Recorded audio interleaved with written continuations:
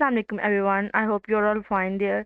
So welcome back to my channel More View, and in this video I am going to share the ultimate preparing guide for MCMC01 and I hope कि ये video आपके लिए बहुत ज़्यादा helpful होगी because मैंने ये बहुत ज़्यादा डेडिकेशन के साथ और मेहनत के साथ फाइल तैयार की है एंड क्योंकि ये मैंने अपने जो है स्टूडेंट्स के लिए रेडी किया सो आई थॉट के वाई नॉट कि मैं इसकी एक वीडियो बना के आप लोगों के साथ शेयर करूं so this video will help you focus on important concepts avoid common mistakes and most commonly asked questions and the thing is कि हमारा जो पेपर है वो सारा हैंड आउट से आता है so I add all the pictures from the book तो आपके साथ वीडियो बनाते हैं शेयर करते हैं तो बार बार स्विच करना ना वो थोड़ा सा डिफ़िकल्ट लगता है तो I add all the pictures in this file कि हम मुझे ना स्विच ना करना पड़े मुझे ये इरिटेटिंग कम लगता है और ये आपके लिए हेल्पफुल भी होगी so get ready grab your notebooks and take notes and if you don't want to take notes I have a good news for you so पता क्या है मेरे चैनल पे पता नहीं अभी मैंने कुछ टाइम पहले ये चैनल स्टार्ट किया and I am very happy कि मेरे जो है ना मेरा एक्सपीरियंस बहुत अच्छा रहा है सब लोगों को मेरी वीडियोस काफ़ी ज़्यादा पसंद आई हैं और मिड टर्म के साथ भी की जो मैंने वीडियो बनाई थी वो भी काफ़ी ज़्यादा हेल्पफुल रही थी सो मैंने अपने आप को टास्क दिया था कि मैंने प्रॉमिस था मेरा आप लोगों के साथ भी कि मैं ये वाला फाइनल टर्म तक ये चैनल ज़रूर रन करूँगी उसके बाद शायद मैं छोड़ दूँ बिकॉज इसमें मेरे कुछ पर्सनल रीजंस भी हैं तो मैंने ये तो प्रॉमिस किया था कि मैं फाइनल टर्म तक लाजमी करूँगी पूरा काम लेकिन यह है कि मेरी 99.9% ऑडियंस जो है ना वीडियोस देख लेती है लेकिन उसका कोई ना सब्सक्राइब ना लाइक ना शेयर सो मैंने आप मेरी कोई भी पिछली वीडियो उठा के देख लें मैंने किसी वीडियो में भी नहीं बोला कि मेरा चैनल लाइक करें या सब्सक्राइब करें क्योंकि अगर किसी को पसंद आएगा तो वो खुद ही कर लेगा मेरे कहने ही ना कहने से फ़र्क नहीं पड़ता मेरी तो ये मैंटेलिटी है सो बट मैंने इतनी मेहनत से फाइलें तैयार की हैं मैंने फाइनल टर्म प्रिपरेशन की 3-4 और बुक्स पे भी मैंने वीडियो जो है ना वो बना रही हूँ वो भी अपलोड करूँगी सो मेरा गोल ये है कि अगर इस वीडियो पे एटलीस्ट 100 लाइक्स और 50 कमेंट्स होंगे तो मैं ये वाली जो फ़ाइल है ना वो डिस्क्रिप्शन में ऐड कर दूँगी तो आप ये वाली फ़ाइल जो है ना वो ले सकते हैं और इसके साथ तैयारी कर सकते हैं तो हम अपनी वीडियो स्टार्ट करते हैं और देर नहीं करते तो फर्स्ट क्वेश्चन है हमारे पास his black assistant speak more clearly than he does what kind of biasness this sentence show वो कह रहे हैं कि सेंटेंस में कौन सी बायसनेस शो हो रही है तो वो उसको ब्लैक असिस्टेंट कह रहा है ये किसी को जज करना किसी को प्रोमिनेंट करना कि ये ब्लैक है या वाइट है ये एक बायस रेशलनेस है तो इसको हम कहेंगे कि ये रेशल बायसनेस है सो अगर हम किसी को मेल या फीमेल के तौर पे जज करें कि ये फीमेल ये नहीं कर सकती या मेल ये नहीं कर सकते तो ये एक जेंडर बायसनेस हो जाएगी एज बायसनेस है और डिसएबिलिटी बायसनेस है और ये तीनों भी हमारे एमसीक्यूज में आ सकते हैं ऐसे ही है तो ये बहुत इजी था ये आई होप कि सबको ही आता होगा सो इसका जो है करेक्ट ऑप्शन है वो है racial biasness and move on to the next question all of the following are the comments from audience accept agreement objections additions जो हम किसी के साथ स्पीच करते हैं अपने ऑडियंस के साथ तो हमारी ऑडियंस के क्या रिएक्शन होता है या तो वो हमारी बात से अग्री करते हैं अग्रीमेंट हो जाता है या उनको हमारी बात से इख्तलाफ होता है ऑब्जेक्शन या फिर वो हमारी बात में कुछ अपनी बात ऐड करना चाहते हैं एडिशन तो ये जो तीनों हैं ये हमारे जो है एट्रीब्यूट जो है ना कमेंट्स हैं फ्रॉम ऑडियंस और एट्रीब्यूट ये जो है ये इसका पार्ट नहीं है सो करेक्ट ऑप्शन जो हमारे पास होगा वो एट्रीब्यूट होगा नेक्स्ट क्वेश्चन है हमारे पास which of the following is not the type of effective business writing तो ये बहुत इंपॉर्टेंट क्वेश्चन है शॉर्ट में भी आ सकता है लॉन्ग में भी आ सकता है और एमसीक्यूज तो आता ही आता है planning stage drafting stage and organizing stage ये तीनों स्टेज हैं इफेक्टिव बिजनेस राइटिंग के लेकिन ये जो है ना थिएटर स्टेज ये इसका पार्ट नहीं है तो ये करेक्ट ऑप्शन होगा in a comfortable sitting people in the audience can do all of the following except एक कंफर्टेबल सीटिंग में लोग जो हैं वो क्या कर सकते हैं तो वो focus attentively seat comfortably see clearly ये वो तीनों काम कर सकते हैं हेयर ऑन एज ये इसका ऑप्शन नहीं है सो ये करेक्ट ऑप्शन है ये बहुत ज़्यादा इजी है एमसीएम में पास होना बहुत ज़्यादा इजी है बहुत ज़्यादा इजी क्वेश्चंस आते हैं और ये ज़्यादा कंसेप्चुअल होते हैं तो जैसे इस तरह का है तो ये बंदा देख के बता सकते हैं एंड आई नो कि आप लोग सब बहुत इंटेलिजेंट है नेक्स्ट है हमारे पास which of the following is not the advantage of using presentation software तो only those who attend can ever see the presentation ये इसका करेक्ट ऑप्शन है बाकी ये तीनों ऑप्शन हम पढ़ें तो ये हमें पता चलता है कि ये एडवांटेज है हमारा प्रेजेंटेशन यूज़ करने का नेक्स्ट है हमारे पास when using visuals in presentation which of the following should be avoided तो जब हम अपने विजुअल प्रेजेंटेशन देते हैं तो किस चीज़ को हमें अवॉइड करना चाहिए? तो हमें क्या करना चाहिए कि जो हमारा हमने taking time to explain the visual, हमें अपना आपको टाइम देना चाहिए उस विजुअल को एक्सप्लेन करने का, ठीक है? टॉकिंग टू विजुअल्स ना, तो इसमें जो हमारा जो करेक्ट ऑप्शन है वो है fitting the visual to the material being discussed. इसका ये है कि जब आप किसी को ऑडियंस को कुछ प्रेजेंटेशन दे रहे हो तो आप अपना जो है विजुअल उसको फिट करने लग जाएँ या उसको ठीक करने लग जाएँ, तो इस चीज़ को हमें अवॉइड करना चाहिए। तो करेक्ट ऑप्शन हमारे पास ये है। नेक्स्ट हमारे पास है, आई थिंक ये जो है पिक्चर इसमें यहाँ पे आ गई, यस ठीक है। नेक्स्ट है हमारे पास, विच ऑफ द फॉलोइंग की visual add can be used when electricity is not available. कहते हैं जब जिस जगह पे इलेक्ट्रिसिटी अवेलेबल ना हो तो आप कौन सा विजुअल एड वहाँ पे यूज़ कर सकते हैं? तो फ्लिप चार्ट्स जो होते हैं वो हम यूज़ कर सकते हैं, and this is the flip chart. I hope कि सबको ही पता होगा बट मैंने ऐड कर दिया। नेक्स्ट है हमारे पास, people sitting around a table exchanging ideas on over population is an example of round table communication. So here is the round table. Of the following role a leader has to play when there is a suspicion that the group has reached agreement or concession on the issue too quickly and easily। तो ये है कि ये कि leadership role होता है जिसमें आपको बहुत से फैसले करने पड़ते हैं, कुछ अग्रीमेंट करने पड़ते हैं, जो तो उसमें हमारे पास जो उसका करेक्ट ऑप्शन है वो है डेवल्स एडवोकेट। एंड यहाँ से मैंने पीछे ऐड कर दिया, this is an essential act of leadership that is performed when there is a suspicion and the group has reached agreement or concession on an issue too quickly and easily। तो ये हमारे पास dwells advocate correct option है। Which of the following is used for apologising on serious mistakes and errors. तो जब हमने किसी serious mistake और error पे हमने अपोलॉजी करनी होती है तो हमारे पास जो पर्सनलाइज्ड लेटर होते हैं वो यूज़ किए जाते हैं। तो ये हमारे पास जो है पर्सनलाइज्ड लेटर, ये करेक्ट ऑप्शन है। एंड पर्सनलाइज्ड लेटर होता क्या है, इसको थोड़ा सा मैंने एक्सप्लेन किया। Personalized letter is typically used for apologizing for serious mistakes और errors as it allow the sender to express sincere regret and take responsibility for their action in a direct personal way.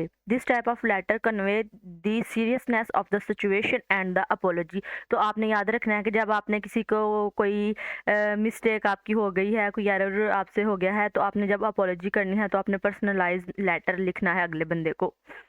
So the next question है, all of the following are the elements of effective communication: courtesy, correctness, conciseness। ये तीनों हमारे पास जो element हैं ये effective communication के elements हैं, और उन्होंने बोला है एक्सेप्ट। तो एक्सेप्ट हमारे पास जो है क्लीन लाइनेस, ये इसका एलिमेंट नहीं है।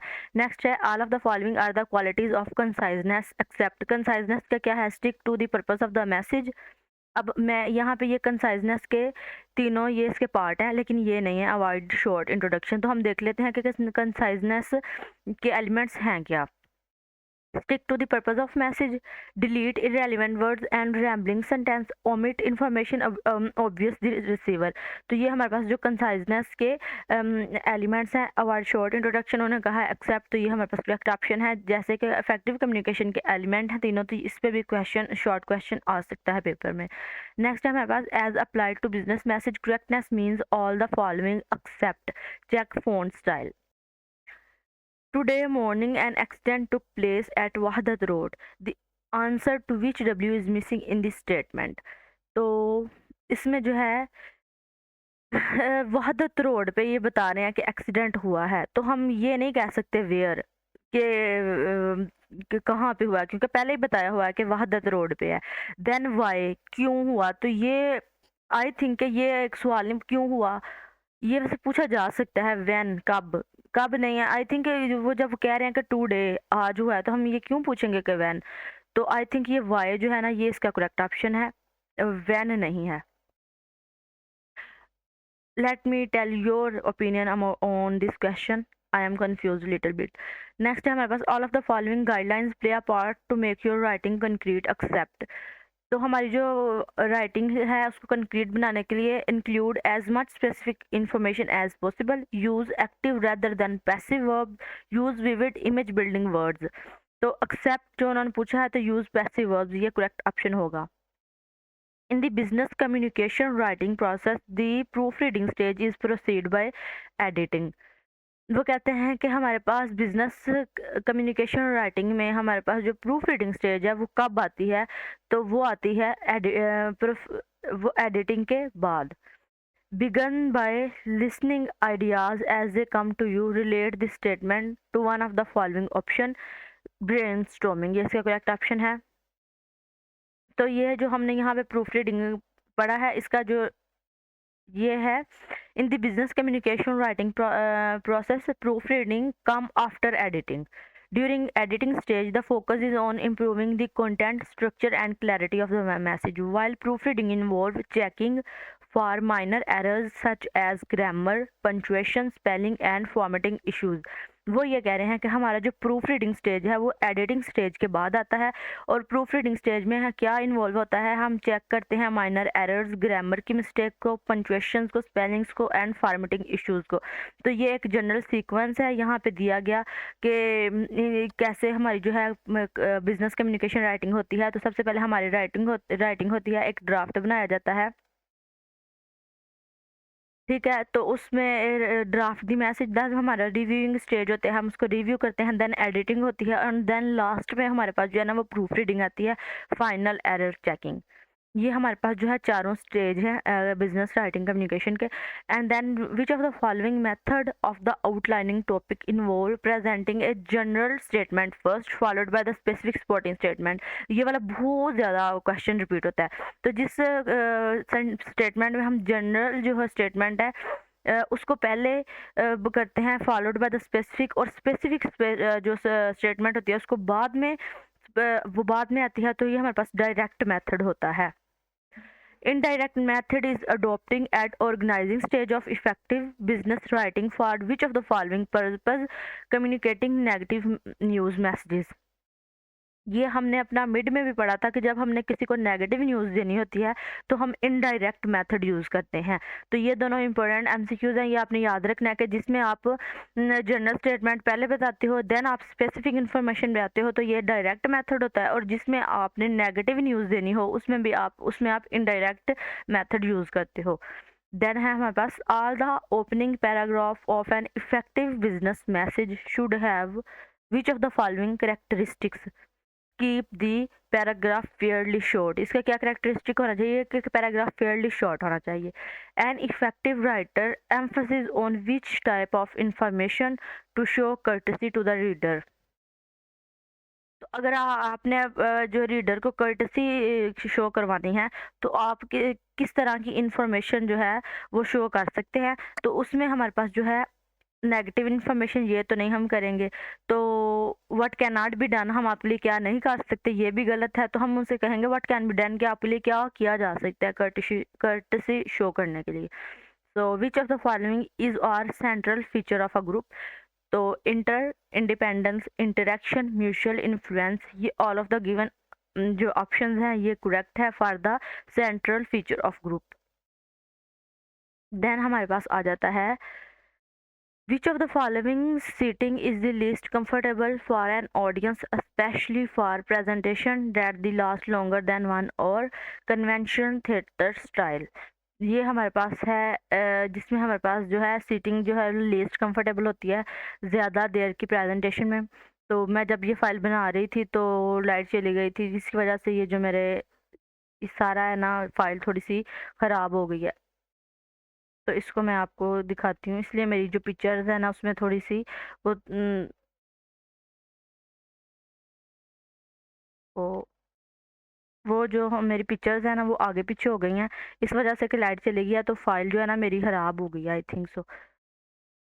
तो ये मैंने इसको कुछ हद तक सही किया। तो ये देख लें, ये लिखा हुआ है कन्वेंशन थिएटर स्टाइल, और ये लाइन इसमें लिखी हुई है जिसमें वो कह रहे हैं कि लीस्ट कंफर्टेबल होती है। So check this out. Next है हमारे पास in a presentation setting the only sound that should be prominent in that of the following. तो उसमें हमारे पास जो सबसे प्रोमिनेंट आवाज़ होनी चाहिए वो कौन सी होनी चाहिए, वो स्पीकर की आवाज़ होनी चाहिए obviously. So in the presentation setting the only sound that should be prominent in is that of the speaker's voice. Question है हमारे पास which of the following is not the guideline for the courteous writing, respond late. ये हमारे पास जो है ये इसकी गाइडलाइन नहीं है। तो what is the courteous writing, courteous किसी के साथ कर्टसी शो करना होता है। And responding late is not a guideline for courteous writing. Courteous writing emphasis timely and respectful communication which include including meaningful apologies when necessary, आप apology तब ही करें जब ज़रूरत हो। Excluding irritating expressions that may offend or annoy the reader, omitting discourteous writing to maintain professionalism and goodwill. In which stage of the group formation member work to solve conflicts and recognize acceptable kind of conduct?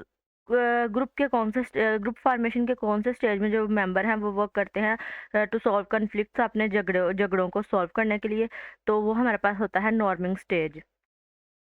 तो ये हमारे पास formation of a group, उसके हमारे पास जो है जो stage है वो है forming stage, storming stage, norming stage, performing stage. और ये चारों बहुत ज़्यादा इंपॉर्टेंट है। जैसे नॉर्मिंग स्टेज से मैं हमारा एमसीक्यूज आया, इस तरह दूसरे स्टेजेस से भी आ सकते हैं। So check this out and इसको सारा अच्छी तरीके से रीड कर लीजिएगा। नेक्स्ट क्वेश्चन है हमारे पास, all of the following steps are essential to an effective response of a question. जब आपको कोई क्वेश्चन पूछे तो उसका इफेक्टिव रिस्पॉन्स आप किस तरह कर सकते हैं? तो उसके उन्होंने हमें बताया हुआ है लिसन, आंसर, डिसर्न। तो उन्होंने हमारे पास जो क्वेश्चन है वो है एक्सेप्ट। तो एंटिसिपेशन इसका जो है करेक्ट आंसर है।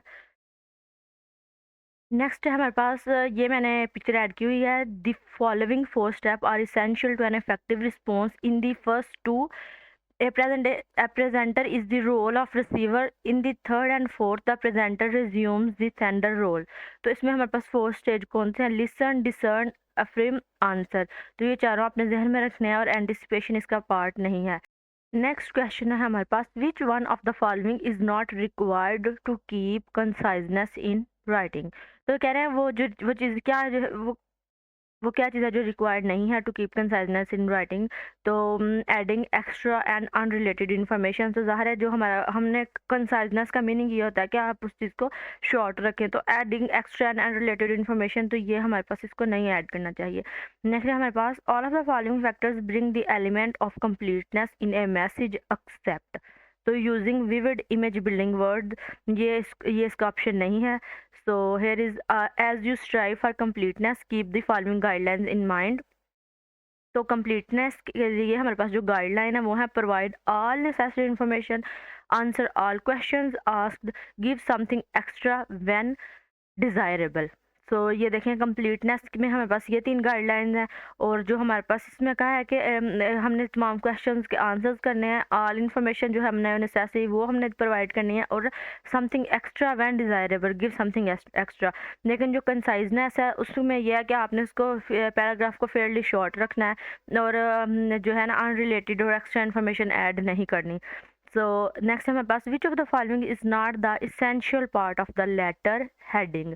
तो जो पोस्ट स्क्रिप्ट है ये इसका नेसेसरी पार्ट नहीं है, एसेंशियल पार्ट नहीं है। Which of the following is written to make the leadership of the letter restricted? Address notation.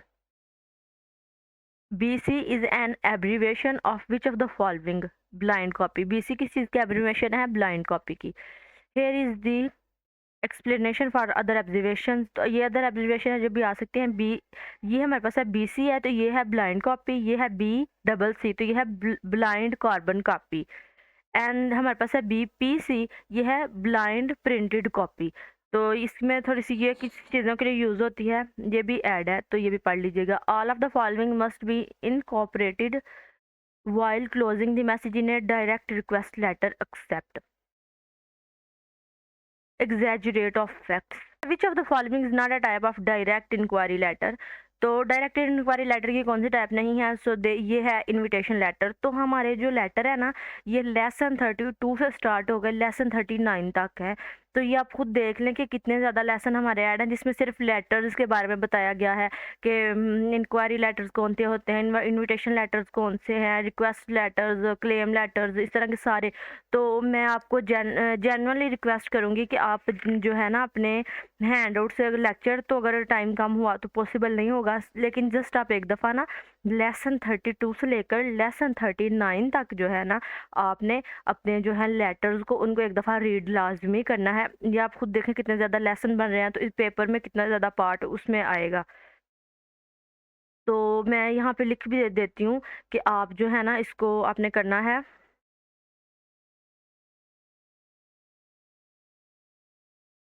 Lesson 32 से लेकर टू 39 ये आपने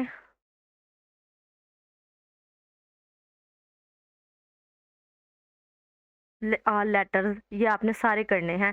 तो आई होप कि आपका पेपर बहुत अच्छा हो। Good luck. नेक्स्ट है, as a writer you need to imagine all the way which a request might be understood and acceptable by careful use of words.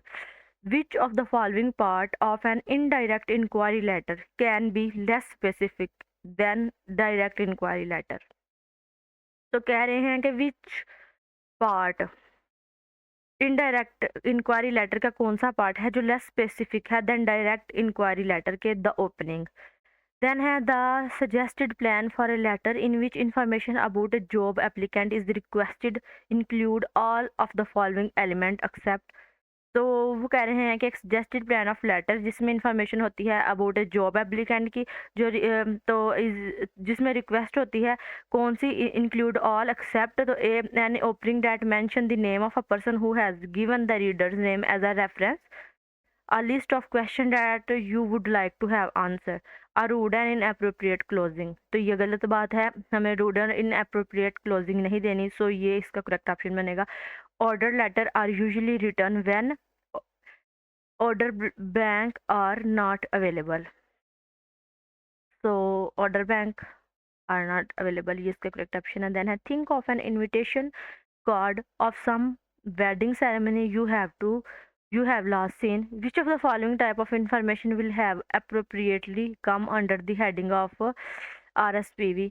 तो वो कहते हैं अगर आप एक इनविटेशन कार्ड के बारे में सोचें जिससे आपने कोई लास्ट अपनी वेडिंग सेरेमनी अटेंड की थी, तो उसमें सबसे पहले जो हेडिंग के नीचे क्या लिखा होता है, तो उस पर ये लिखा होता है मोहम्मद रजा, उसका कॉन्टैक्ट इन जो नेम वो होता है फ़ोन नंबर वगैरह। Which of the following is one of the major benefit of 36 RM slide. RM हो नहीं है, सेंटीमीटर होगा आई थिंक सो।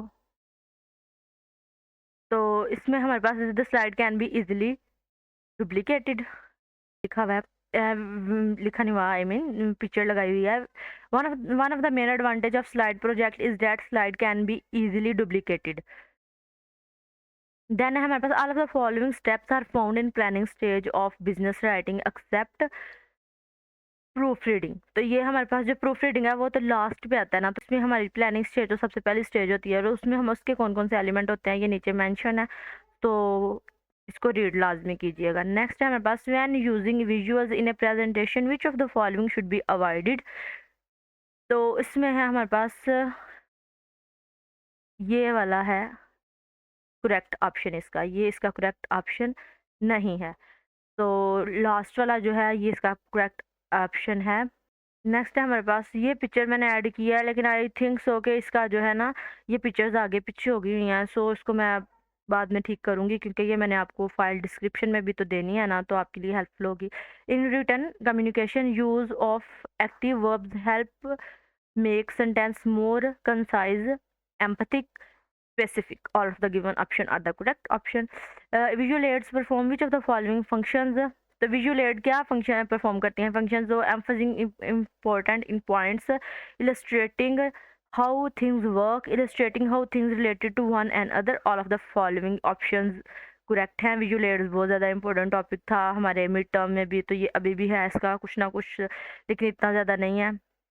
मिड का जो है वो तो 80% पेपर विजुअल एड से ही आया हुआ था जो मिड टर्म का पेपर हुआ है। क्वेश्चन है हमारे पास, careful outlining of a topic is helpful for all of the following reasons except. तो अगर हम किसी टॉपिक को आउटलाइन करते हैं तो वो हेल्पफुल होता है किस लिहाज से, it improve the clarity of message, it save writing time, it enable to emphasize property the various topic in the message. तो जब हम किस टॉपिक को हाईलाइट करते हैं तो उसके ये हमारे फ़ायदे होते हैं। तो वो कह रहे हैं except, it keeps the suspense in the message. तो सस्पेंस तो कोई भी नहीं होता, तो ये इसका जो है ना करेक्ट ऑप्शन बनेगा। देन है all of the following are considered as some basic truths about human nature that help us humanize our business messages. तो हमारे जो कुछ ह्यूमन नेचर होती है, तो वो इंसानों की नेचर कैसी होती है, पीपल एक्सेप्ट कर्टसी, एक्सपेक्ट, ठीक है। पीपल जो होते हैं ना वो एक्सपेक्ट करते हैं कर्टसी को। People are self centered, people जो है वो सेल्फ सेंटर्ड होते हैं। पीपल आर डिफेंसिव, लोग जो होते हैं वो डिफेंसिव होते हैं। पीपल आर परफेक्ट, लेकिन जो पीपल होते हैं वो परफेक्ट नहीं होते। नेक्स्ट है हमारे पास, which of the following is the appropriate response to a comment of agreement. Comment of agreement अगर हो तो उसका जो रिस्पॉन्स होता है वो क्या, उसका जो अप्रोप्रिएट रिस्पॉन्स है वो क्या होगा, थैंक यू। सो ये पिक्चर ऐड है, आप इसको पढ़ लीजिएगा। Which one of the following should not be interpreted to mean brevity which will result in incomplete message. Conciseness Conciseness should not be interpreted to mean brevity, which will result in an incomplete message। ये line उन्होंने उठा के दी हुई है conciseness वाले paragraph में से। While preparing for effective business writing, planning stage involve all of the following except choosing appropriate cloth। ये इसका पार्ट नहीं है। देन हमारे पास है, नहीं ये आपने प्लानिंग स्टेज के जो चार है ना, ये हमारे पास प्लानिंग स्टेज है, ऑर्गेनाइजिंग स्टेज और ये ड्राफ्टिंग स्टेज है। ये 3 4 5 जो स्टेज है ना हमारे पास, और इनके आगे से सब हेडिंग्स हैं। ये आपने सारे अच्छे तरीके से याद करना है, ये बहुत इंपॉर्टेंट है। Normally in invitation letter the request for the confirmation ID added at the end of the letter। The letter written to book some place like room, hall, etc. are called informal social invitation letters। तो जो हम अपने room या कोई hall या फिर किसी restaurant में हमको ये अपनी सीट बुक करवाते हैं, तो जो लेटर होते हैं उनको हम रिजर्वेशन लेटर कहते हैं। तो हम कहते हैं ना, जैसे मैंने अपना टेबल रिजर्व करवाया हुआ है उस रेस्टोरेंट में, तो आज हम वहाँ लंच करेंगे। इस तरह आपने पता है सुना होगा ड्रामाज और फिल्मों वगैरह में, तो ये रिजर्वेशन लेटर्स होते हैं। Then I am in writing good news letter what kind of opening should be followed. Fast start opening. Good news message में बस फास्ट स्टार्ट ओपनिंग होती है। Then a letter that acknowledges an order should preferably begin with information about the status of the customer order. Thank you, the customer of his her trust. Suppose some customer has ordered 2 dresses from your boutique through online shopping. Now you have to send an email acknowledgement his her order. Which of the following sentence would you use to start your message? We appreciate having you as a new customer। पता है उन्होंने जो auto reply लगाए होते हैं, जैसे बहुत से लोगों के बिजनेस होते हैं, किसी का क्लॉथिंग ब्रांड होते हैं और कपड़ों के, जूतों के, ज्वेलरी वगैरह के। तो जैसे हमारी डिवाइसेस वगैरह हो गई, तो हम जैसे ऑनलाइन शॉपिंग करते हैं जैसे दराज वगैरह से, तो हम जब उनको कोई मैसेज करते हैं ना, तो उन्होंने एक ऑटो मैसेज जो है ना वो सेंड हो जाता है। वो उन्होंने ऑटो मैसेज एक लगाया होता है, तो जैसे ही कस्टमर सेंड मैसेज करता है तो वो ऑटोमेटिकली उसी टाइम पे उसी सेकंड पे मैसेज हमारे पास आ जाता है। तो वो एक ऑटोमेटिक मैसेज उन्होंने लगाए होते हैं।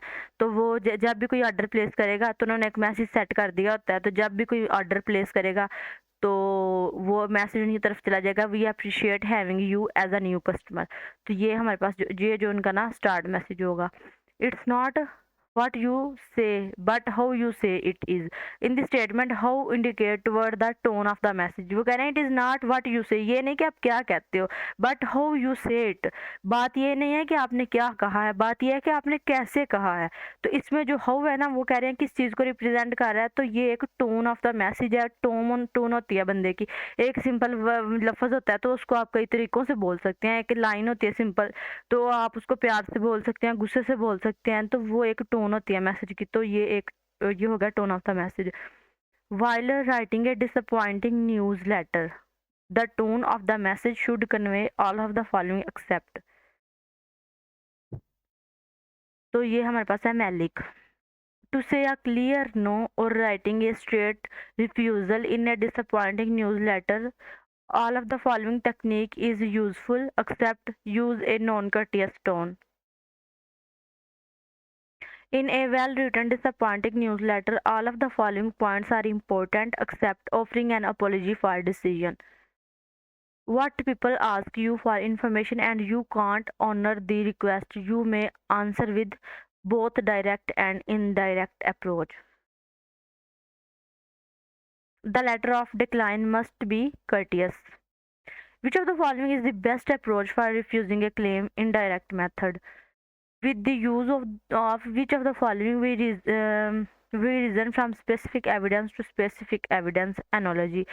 तो ये हमारे पास होता है Induction is the process of reasoning from specific observation or evidence to broader और generalization और conclusions। ये हमारे पास जो है ना इंडक्शन की डेफिनेशन लिखी हुई है और ये एनोलॉजी है। ये दोनों इंपॉर्टेंट डेफिनेशंस हैं और ये एमसीक्यूज में लाजमी आती होती हैं।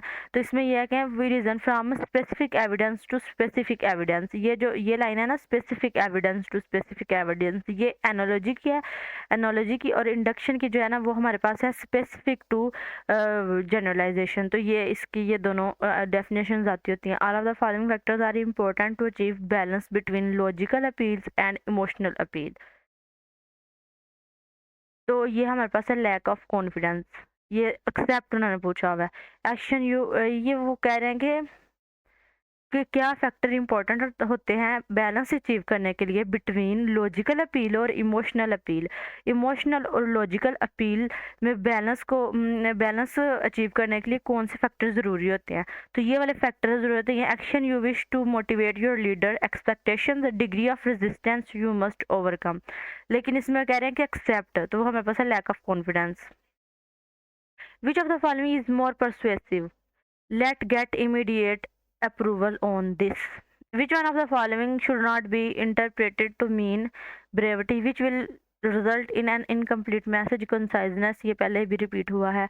While preparing for effective business writing planning stage involve all of the following except, ये भी repeat हो गया है। choosing appropriate cloth,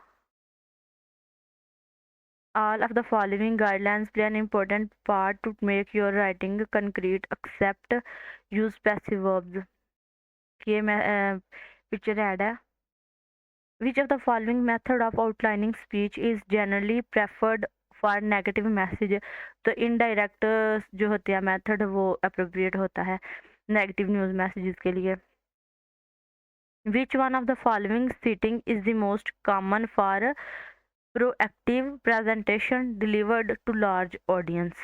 तो हमारे पास कुछ फॉर्मेशंस हैं, वी फॉर्मेशन एंड देन हमारे पास modified T formation, conventional classroom style, conventional theatre style. तो ये वाली बहुत ज़्यादा इम्पोर्टेंट है। ये भी आप एक दफ़ा ना अपने हैंड आउट से पढ़ लीजिएगा। आई थिंक कि आप एक दफ़ा पढ़ लेंगे तो ये जो है ना यही ठीक है, पढ़ने से ही आपको पता चल जाएगा। तो आप एक दफ़ा हैंड आउट से ना ये लाजमी पढ़िएगा। देन इसका जो है ना ये seating is most common for proactive presentation. तो इसमें हमारे पास जो होती है ना कन्वेंशनल थिएटर स्टाइल ये है। तो theatre style seating is most common with the proactive presentation deliver to large audience. और ये हमारी लीस्ट कंफर्टेबल होती है। दो तरह से ये एमसीक्यूज आया था। एक ही आया था कि लीस्ट कंफर्टेबल होती है फॉर एन ऑडियंस जिसमें लास्ट लॉन्गर देन वन, और जिसमें प्रेजेंटेशन हमारी 1 घंटे से ज़्यादा चलती है, तो वो भी कन्वेंशनल थिएटर स्टाइल है। The purpose of your message will determine how much you need to know about your reader। ये लाइन है हैंड आउट से। Which one of the following is the most appropriate sequence for effective writing? तो हमारे पास sequence है। सबसे पहले हमारे पास planning stage आता है, then organizing stage, then drafting, editing and last में हमारे पास प्रूफ रीडिंग स्टेज होता है। तो ये देखिए, ये प्लानिंग स्टेज है, organizing stage, drafting stage, editing stage, proof reading stage. और इनकी जो सब हेडिंग्स है इनके भी बेशुमार एमसीक्यूज आए हुए हैं, बेशुमार दफ़ा आए हुए हैं। तो ये लाजमी याद कर लीजिएगा। All of the following are the common reasons for disruptive behavior except one. Which one is that? Reappearance of the presenter. All of the following are the element of effective written communication except cleanliness. So ये हमारे पास element हैं of effective written communication के। तो इसमें हमारे पास 6 element हैं: courtesy, correctness, conciseness, clarity, concreteness and completeness. In an effective writing, emphasis stands out in two positions, in the beginning and in the end। वो कहते हैं कि इफेक्टिव राइटिंग में ना हमारा एम्फेसिस किस चीज़ पे होना चाहिए, वो कौन सी 2 पोजीशन है जिसमें हमारा एम्फेसिस ज़्यादा होना चाहिए। तो हमारा जो बिगिनिंग और एंड होता है ना उस पर ज़्यादा एम्फेसिस होना चाहिए। Which one of the following is not required to keep conciseness in writing. अगर कंसाइजनेस में हमने adding extra and related information, इसको हमने ऐड नहीं करना होता कंसाइजनेस में। All of the following steps are found in the planning stage of clean line of business writing except proofreading। क्योंकि हमारे पास जो बिजनेस प्लानिंग स्टेज है ये फर्स्ट स्टेज है हमारा, और इसमें हमारा आता है determining your purpose, consider your reader, choose your idea, ये सब कुछ करना होता है। और प्रूफ रीडिंग हमारा लास्ट वाला स्टेज है। Which of the following method of outlining topic represents the specific information first followed by the conclusion? तो इनडायरेक्ट मेथड है। Which is more appropriate for negative news message present the specific information first followed by the conclusion. तो ये हमारे पास हो गया है indirect method. All of the following are the characteristic of concrete writing except vague. To find the right media for your presentation, you need to first determine which of one of the following। तो अगर आपने अपनी presentation देनी है तो आपको सबसे पहले क्या डिटरमाइन करना चाहिए? The size of your audience, requirement and supply limitation, the presentation budget. I think इसका all of the given options भी हो सकता है। आप अपनी राय बताइएगा। Then all of the following factors bring the element of completeness in a message except using vivid image building words। Which of the following is not the stage of effective business writing? Theater stage। सो ये थे हमारे कुछ MCQs जो मैंने most repeated MCQs जो हैं वो ready किए थे हमारी मतलब हैंड आउट से। और उसके बाद जो 2024 के हमारे क्विज़ेज़ आए हुए हैं वो भी मेरे पास पड़े हुए हैं, तो वो भी हम एक दफ़ा देख लेते हैं। तो उसके बाद जो है हमारी वीडियो कंप्लीट हो जाएगी। So let's watch the क्विज़ेज़।